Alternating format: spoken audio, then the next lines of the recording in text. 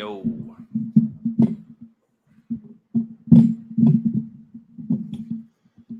What's up, everybody? I'm going to give it a little bit of time so people can come pop up on here. And we're going to start this live. Can't post comments. I don't know why. Join the wholesaling mentorship. Yeah. So I want to be able to see your comments. If somebody could just put something in the chat, we know what it looks like. Let me see. All destinations. But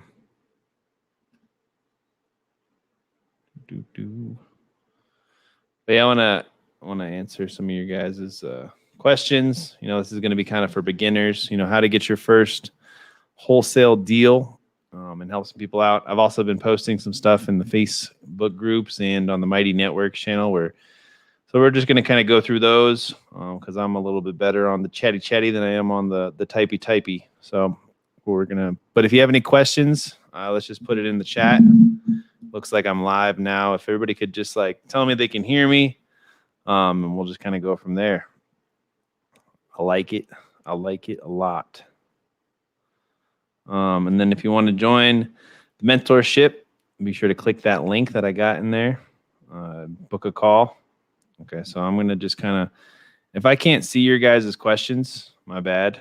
I'm going to go through a lot of the questions that I got in my last post because I want to help all those people. I didn't mean to say I want to help you and then ghost you, but a lot of people have been in my DMs and I've been helping them out there too. But we're just going to start answering, basic questions. It's going to help you guys get some deals and make some money and change your life for wholesaling. All right. So PM sent. I'm new here. Help with great. So the question I asked everybody is do you have any questions? What are some beginner questions you've got? And what do you need help with really getting your first deals? Because a lot of people are overthinking it. They're getting in their own way. And there's I guess there's probably too much information out there for a lot of people. That's why come in the mentorship. We're going to teach you what is working right now and keep it simple. But there's really two customers that we have in this business. Number one, motivated sellers. All right. So if you're not doing anything at all, and you want to get into wholesaling, figure out how you can talk to motivated sellers, people that own properties, people that are in distress situations that need to sell. All right. And then number two are cash buyers. So you can either reverse engineer your wholesaling business and go for the cash buyers first, or even just be a disposition wholesaler who just does the disposition side. Whatever suits you. Okay. So let's see. What questions do I got? I want to know what type of title place you send your contractor to and how do you skip tracing? Wow.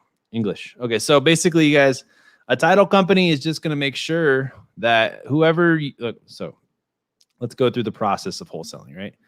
It all starts by finding a house and getting it under contract, right? So you're going to basically find somebody who's ready to sell their property. Let's say they're willing to sell it to you for $100,000. Okay, you're going to get them to agree on the price, and then you're going to send them a purchase agreement. Purchase agreement is just a black and white document that's going to say, hey, I could potentially buy the house from you for $100,000. Once you have that signed, you're going to send it to a title company. Okay, the title company is basically going to just check hey, the person on this purchase agreement does actually own the house. There's no taxes on it. There's no liens on the property. You're good to sell this property. Okay.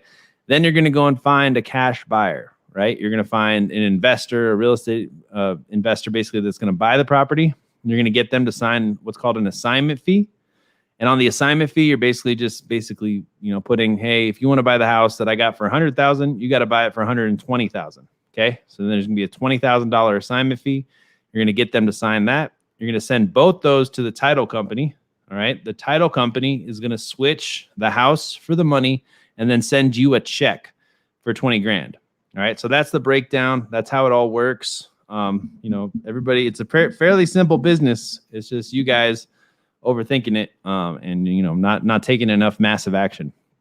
But if you want to call a title company, you just literally go into Google and Google title company in the state that the house is in. I get that question a lot. you got to have a title company in the state or in the area that the house is in. And then they have to be able to do three things, right? You have to ask them, hey, do you do assignment fees? Do you do double closes or double escrows? And then how busy are you? All right, I can't tell you guys how many deals have gotten fucked up because the title company is just way too busy. And then like it just takes forever to close and it screws everything up. Okay, so those are the three questions. And then the fourth question is like, hey, do you guys have or do you guys have any resources for investors? So resources for investors, like these title companies, they make money when you bring them deals. So they want you to bring them deals. So they sometimes have, free lists or free lists of like pre-foreclosures or tax liens or, stuff like that. So that's a really ninja way to maybe get your first deal because you'll get a list from a title company and just start cold calling them and making them a cash offer. All right. All right, the next question is, my problem is collecting your numbers so you know how much you want your fee to be. Okay, so how do you create like your fee? Let's see. So how do I share my screen again? Oh, wait, if I click this, share screen.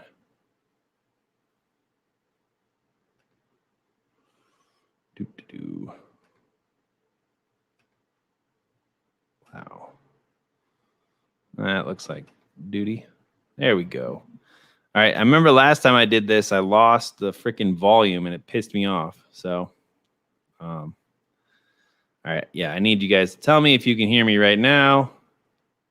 Let me see. Someone put in the chat that you can still hear me when I switch the screen, or else I'm going to freak out. Nope. Nobody's answering me. So whatever, I'm gonna do it anyways. So basically when you're over here, you are sharing screen. So y'all need to tell me if you can't hear me or not in the chat, or else I'm just gonna keep going. So let's say, so these are real deals that I'm working on right now. Let's refresh this. Let's make an offer right now. Let's see. I know I have one in here. Who is this? Stop texting. I would like to sell for, okay, so this person would like to sell their property for $380,000. All right, let's go here. Their house is not worth $380,000, according to the MLS. We're going to run comps. So comps are showing it's only worth $230. Not the most accurate data because we don't know how many beds there are. Okay, but let's just say this property is worth $276. All right, and whenever you guys are running comps, like this is what I really want you to do. Let's like keep it super simple. Okay, we're gonna go to Google. We're gonna put the address in. All right, doesn't take a rocket scientist to do this. All right, you put the address in and you look at what the prices are on a couple of these things. Okay, so these people say it's worth $290.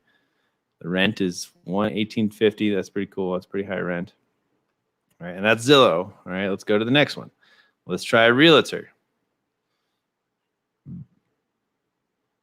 Realtor says $230, just like Batch did. Okay. Let's check out Trulia. Damn, Trulia. Trulia says it's worth $300,000 almost. So all these prices are going to give us a ballpark. It's between like, what was it, 230 and 290. So whenever you're making your offers to the seller, I really want you guys to. All right, good. You're still hearing me. Thank God. All right, I really want you guys to like go conservative. Okay, always go conservative, right? So if this is what it says, right, and that seems like probably pretty accurate. Like that's almost like right in the middle of what we were seeing between like 230 and 290 is about, say, 260. Okay, so then just to be safe, since I don't want to like y'all to yell at me because you didn't get a deal, I would have to offer them like close to 50%. Unless the house is in like tip top shape, then that's pretty much what it is. But my wholesale offer, guys, this is key. Like, it's a wholesale offer. It's not I'm going to buy your property at the top market value offer. This is my cash offer. Like, I'm going to give you my money. So what is it at 260? I'm just going to divide it in half. So the lowest I would the dream would be 130,000. Like, if I got it for 130,000, holy bejesus. All right. That would be, I'd probably sell it for 200,000 to a cash buyer, make $70,000. You know, like, that would be sick. The likelihood of that happening, not a lot. So that's 50%. Okay. So then let's see what 260. So you just put 260 on your phone or your calculator, and you multiply it by, let's see. So we're in Tennessee, Shelbyville. I'm going to say 75% is like my max allowable offer. 0.75. Boom. So my max allowable offer is 195. Now, that doesn't leave me a lot of room for profit. Okay. But if I can get it for 195 or 190, I could sell it for 200 and make a quick $10,000. So basically, like, the max that you really want, like, the dream is you want 50% of whatever Zillow, whatever Redfin is telling you. The actual number is around probably 0.75, depending on your market. Like, if it was in like Birmingham, Alabama, I'd try and just shoot for 50. Okay. But if it's in a hotter market, you can even go all the way up to 80% if you had to. All right, guys. So I hope that was kind of helpful. But whenever you have an address and you're trying to figure out like what your offer is going to be, what you need to do is just put it in Google. Like it's not the craziest thing. And then if there's repairs, you have to subtract repairs out of that offer number as well. All right. So I hope that was helpful. Let me know what you guys have. If you have questions, I can see some questions in the chat. So if you have a question, put it in there, please. Otherwise, I'll just keep going down this list. All right. So I hope that was helpful. Just shoot for 50%. If you get 50% of the ARV, 50% of the number on Zillow, like, it doesn't take a rocket scientist to say, okay, that's a deal. Someone's going to buy this. I'm going to make some money on this as a wholesaler. So that's a good one. I'm looking to get into wholesale and want to learn as much as possible before stepping in. Okay, that's not a question. I mean, we got a free course. You guys can check out our free course. And if you guys aren't on the new Mighty Networks platform, there's a free course in there. That's where most of our stuff is going on. All right. I want to make first deal. However, I'm feeling overwhelmed with the process because I don't know how to reorganize or how to organize myself. Ooh, this is going to be fun for me to share to all three of you. All right, let's go. So this is kind of my new way of organizing, and we just started, so there's nothing in here, but we're using Trello. And what's sweet is basically we have houses under contract, right? And obviously I just started this today, so I'm going to get way more in depth in this, but it's just nice to have this properties that are closing, JV deals to follow up, so this is how we're going to stay organized in our business. And I can't tell you how freaking excited I am about this, to be able to make all these boards, be able to come in here and say, okay, we've got 5 houses under contract right now that we need to sell. Like, we've already got all the information right here. Boom, boom, boom. We got the location. Here's the pictures. We're even going to put the purchase agreements in here. And then it's just time to start marketing it. And like, that's going to be so huge for us to be able to just grow our business by staying organized. Because I'm not an organized person. I'm like, let's just freaking go like 1,000 miles an hour forward and make as much money as possible. But now we're finally getting organized. So Trello, that's like how we're going to organize our business. I mean, if you're trying to just get deals, set 2 hours aside, 1 hour focused on getting sellers, 1 hour focused on getting buyers. That's like the way that you're going to need to do it. Yeah. I was using Google Sheets for like the longest time, and it just got out of hand, because we've got deals in Florida, Baltimore, Tennessee, Louisiana, and like JV deals in Alabama. And it's just like, bro, like, this is stupid. And then we were running our whole business off our memories. So like, just don't do that. Don't be like me. Start getting organized as soon as possible in your business. All right. I just found the group, going to read some posts. Cool. How can I adjust the contracts to not have to give Earnest money deposit? All right, that's actually a pretty good question. So, you don't have to give earnest money. Like I never even mention earnest money when I'm pitching. In some states, you do have to put down like $10, or I usually put down like $100. Like that's literally what I'll do if I'm trying to. I don't like paying earnest money. I mean, the most I've done is like $3,000, but that was a big deal, and we already had a buyer lined up. So that would be the only reason I would put earnest money down. But it's literally your conversation with the seller, and if they're motivated enough, you don't have to put down any earnest money. I think like Tennessee, I had a real estate guy tell me you got to put at least $100 in there. Otherwise, if it goes to court, the court judge would look at it and just say, well, you didn't put any money down, so this contract wasn't serious or something like that. So put down $100, and it's in your contract, that you put down something. So put down $10 if you have to, but we do deals all the time where we don't put anything down. How do you pick a market? Is there anything you use to identify a target area, say Memphis, Chattanooga versus Chattanooga? Memphis is like a war zone. We just got a house under contract in Memphis. So if you get a good, like a house in Memphis that's in the good parts, gold. Chattanooga has a little bit nicer. It's a little bit cheaper though. Not as many cash buyers. So there's just kind of ups and downs. I mean, whenever I'm picking a market, guys, the first thing I do is I just join a bunch of Facebook real estate investor groups in that area. And then I kind of look at, here, I guess I'll show you what I do. Yeah, good question. So let's just go to Redfin.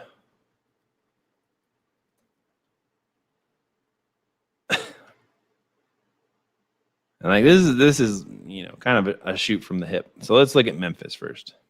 Memphis. But I would see I would just try and find a cash buyer in both, to be honest with you. So I would just join Facebook groups and ask cash buyers. So we got Memphis, Tennessee, and we're just going to go over here to see market insights.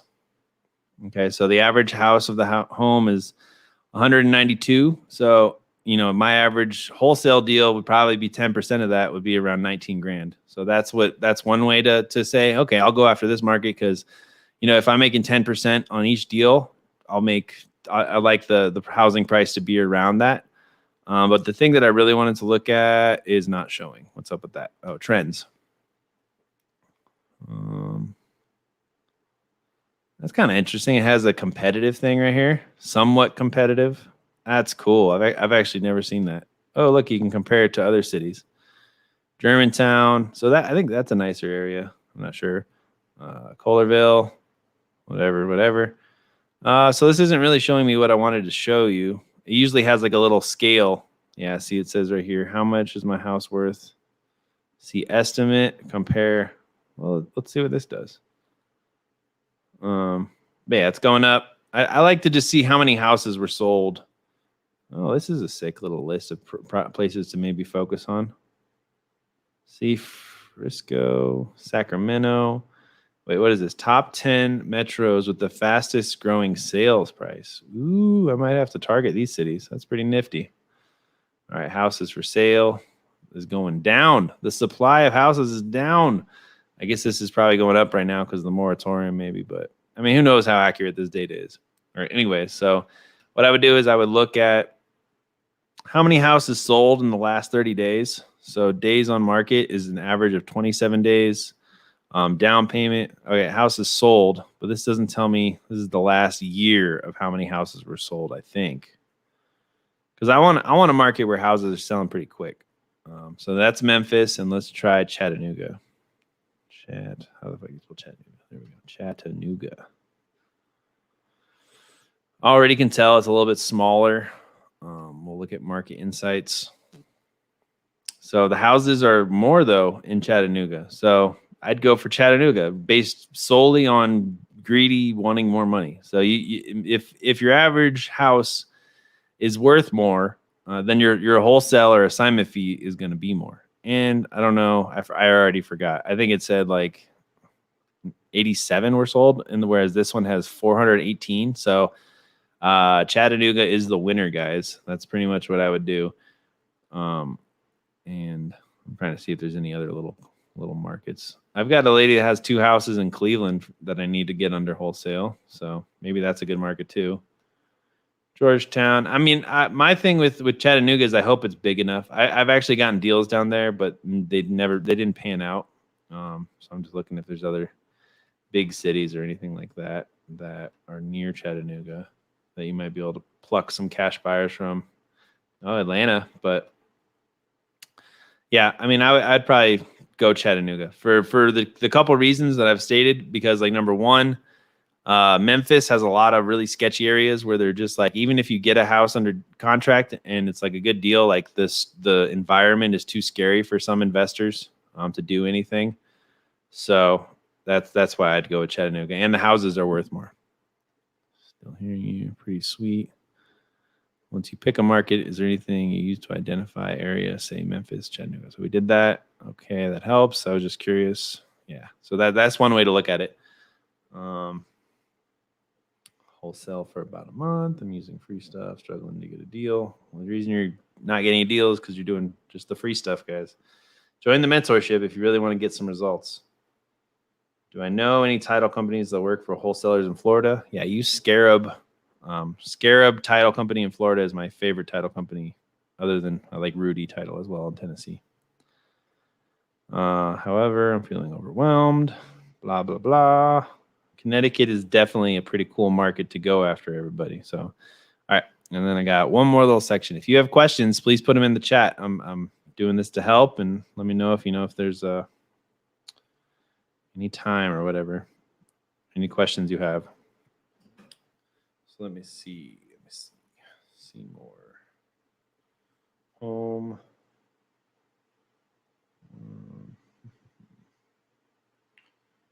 Gotta find my thread because I asked everybody if they have anything. Do.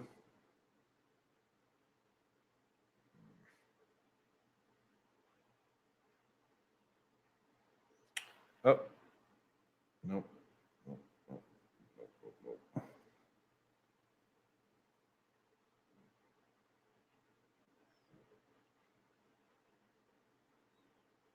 Aha.